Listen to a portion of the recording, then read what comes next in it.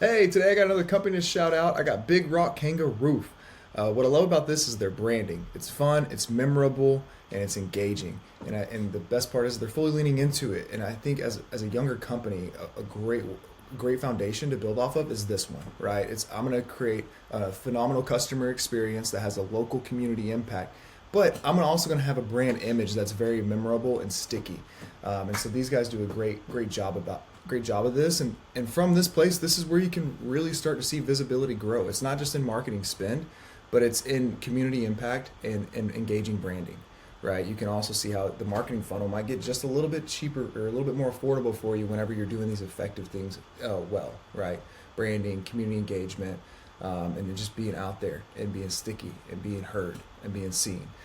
So once you pair that with a strong digital marketing strategy, I think that's whenever you really see things start to compounding interest over time, right? These little deposits that you're going to make into your community, and then these little deposits you're going to make in best practices as far as digital marketing goes with a strong strategy.